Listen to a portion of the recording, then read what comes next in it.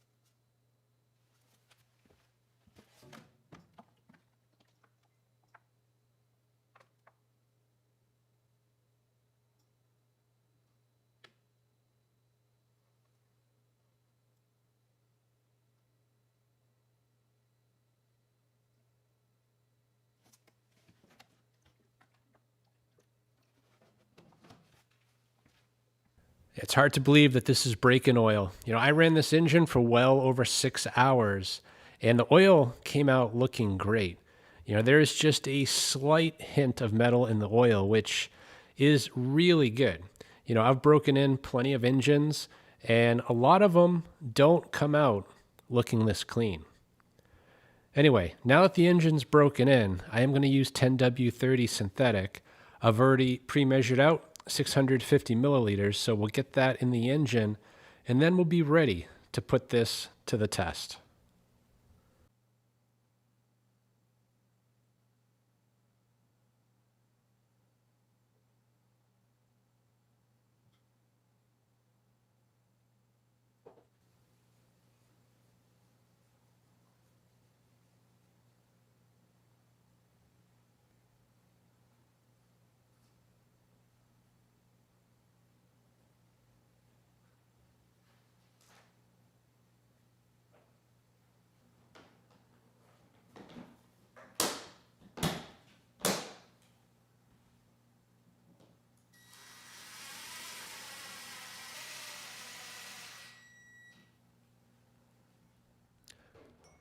All right, I think we're pretty much ready to go here. I've got several loads on standby.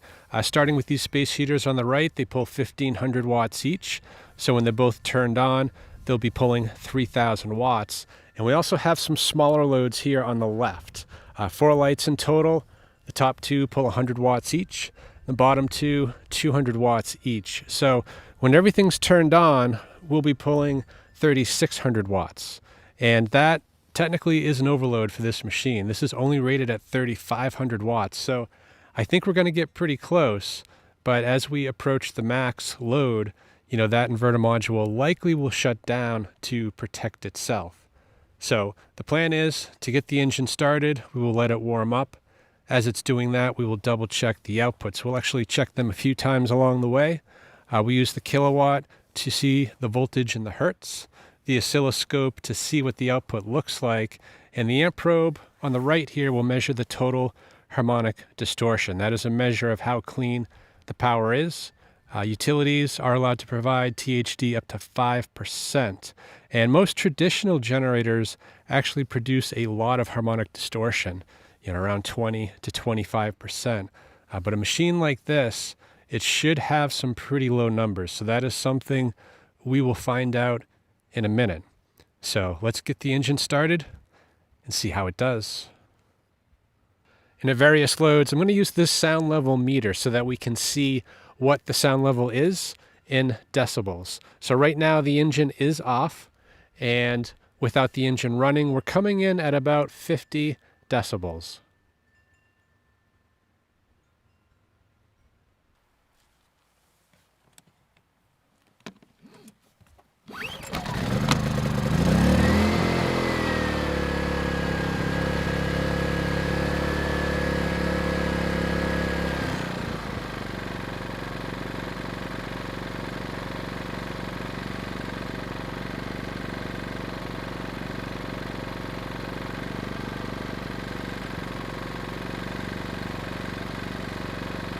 All right, no issues getting the machine started.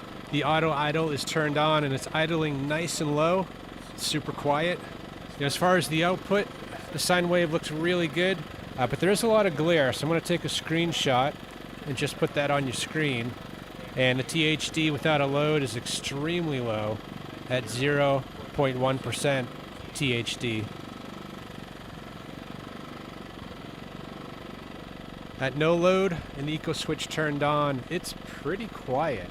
It's coming in at about 62 decibels.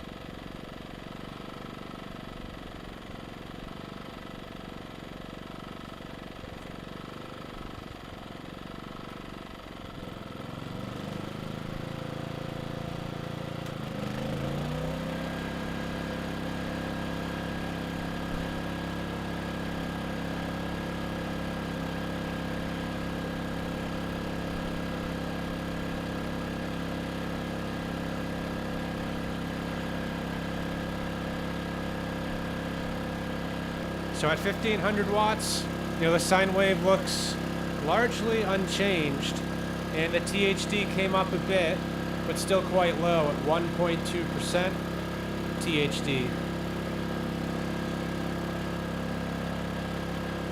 And at 1,500 watts, the sound level came up a bit. We're now close to 71 decibels.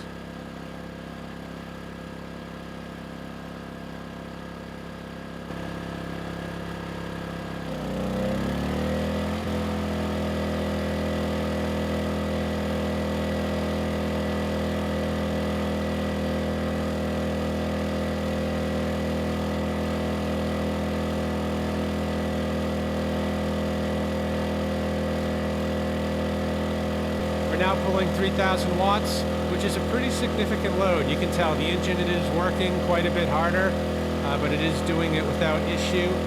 Let's take a look at the sine wave. Looks about the same. And the THD, really no change at 1.2% THD.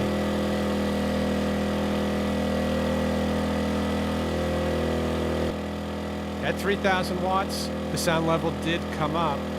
That said though, it is still quieter than my voice. We're at about 75 decibels.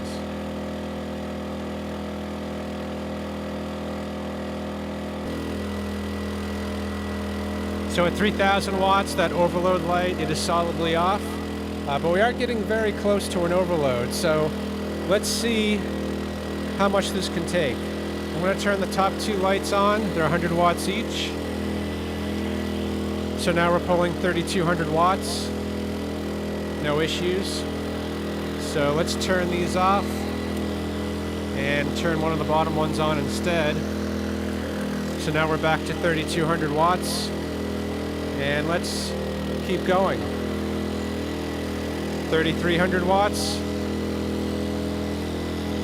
3,400 watts. It's doing it. Let's see what the overload light looks like. Oh yeah, and the overload light, it is flickering, so it's not going to do this for very long. It's kind of hard to see on the video, but the overload light, it is definitely warning that a shutdown is imminent. So let's turn these top two off. Turn the bottom one on, so we'll be back to 3,400 watts. And that was it. So the inverter module just tripped. You can tell the engine, it's now back down to an idle, and the heaters, they are coming to a stop. So I'm going to give this a second. I'm going to let the engine cool a bit, and then I will restart the machine to get the power back on.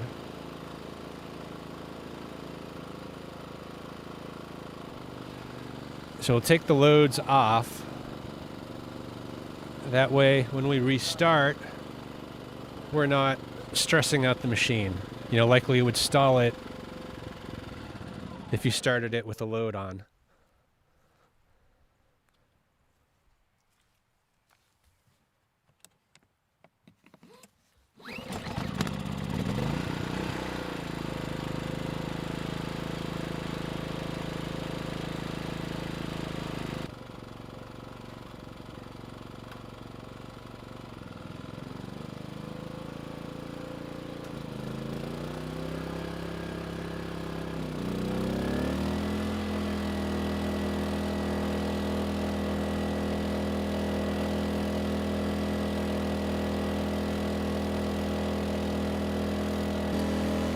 Yeah, no issues getting the machine restarted. The inverter module came right back online, and we are pulling 3,000 watts again. So I think we have the information we need. So I'm going to take the load off, let the engine cool down for a couple minutes, and then we'll shut it down.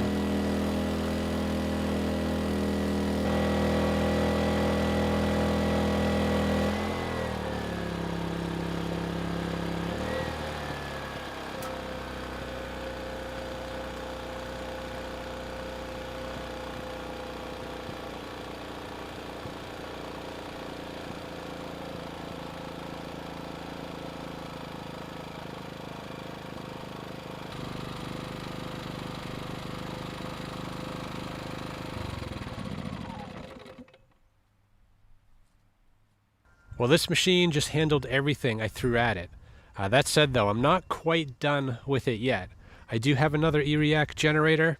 This one's a slightly different model. It is a 4500 PDM, and it has the same rating when running on gasoline. It maxes out at 3,500 watts.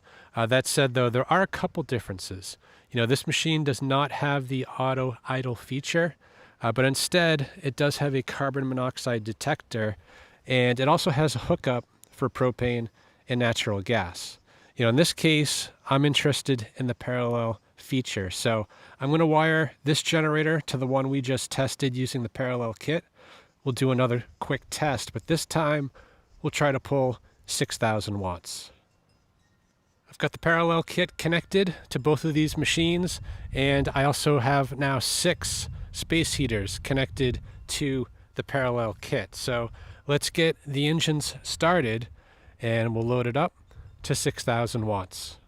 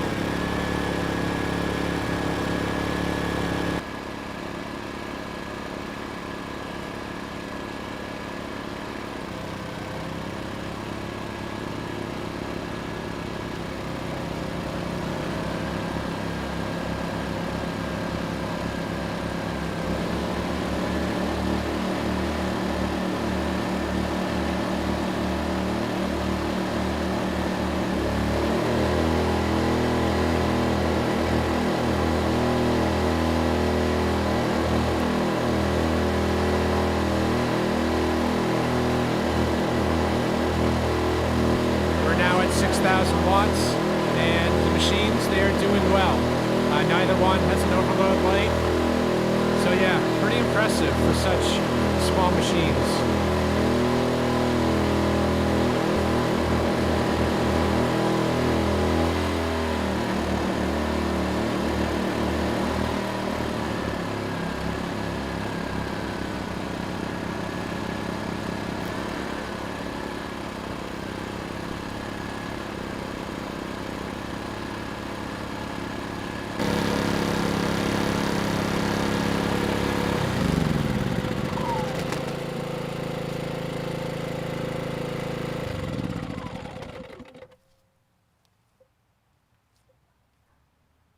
Well, guys, that's pretty much a wrap.